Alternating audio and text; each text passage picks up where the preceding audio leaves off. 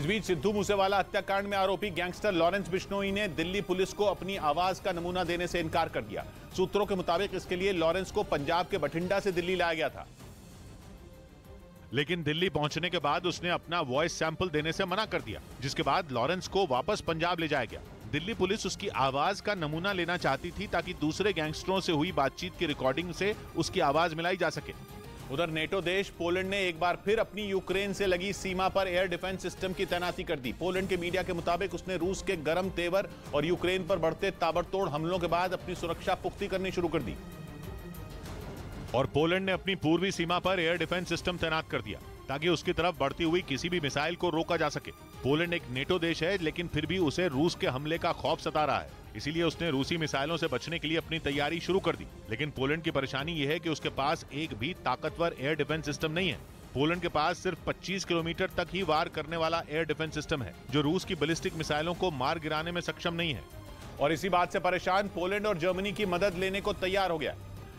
Poland के media के मुताबिक वो जल्द ही जर्मनी से मिलने वाले पेट्रियट मिसाइल डिफेंस सिस्टम को यूक्रेन से लगी सीमा पर तैनात करेगा, जो लंबी दूरी तक वार करके मिसाइलों को मार गिराने की ताकत रखता है। रिपोर्ट के मुताबिक पोलैंड अब जर्मनी से पेट्रियट सिस्टम लेने के लिए तैयार हो गया है, जबकि पहले उसने इससे साफ इनकार कर दिया था। जर्मनी ने पोलैंड को तब पेट्रियट देने की बात कही थी जब पोलैंड की सीमा पर एक मिसाइल गिरी थी और उसमें 2 लोगों की मौत हो गई थी। लेकिन तब पोलैंड इसे लेने के लिए राजी नहीं हुआ था। हालांकि अब वो रूस की बैलिस्टिक मिसाइलों के बढ़ते खतरे को देखते हुए पेट्रियट सिस्टम तैनात करने जा रहा है। इधर संसद का शीतकालीन सत्र तय समय से 6 दिन पहले ही खत्म कर दिया गया। संसद का यह सत्र 7 दिसंबर से शुरू हुआ था और कार्यवाही 29 दिसंबर तक चलनी थी। लेकिन तवांग में चीनी सेना के साथ झड़प और मल्लिकार्जुन खड़गे के बयान पर मचे घमासान के बीच दोनों सदनों की कार्यवाही अनिश्चितकाल के लिए स्थगित कर दी गई। हालांकि क्रिसमस की वजह से भी कई सदस्यों ने समय से पहले सत्र स्थगित करने की अपील की थी। इस बीच जापान का आरोप है कि उसकी समुद्री सीमा के नजदीक चीन के 100 से ज्यादा लड़ाकू विमानों ने उड़ान भरी। चीन पिछले कई दिनों से ताइवान के साथ जापान को भी उकसा रहा है,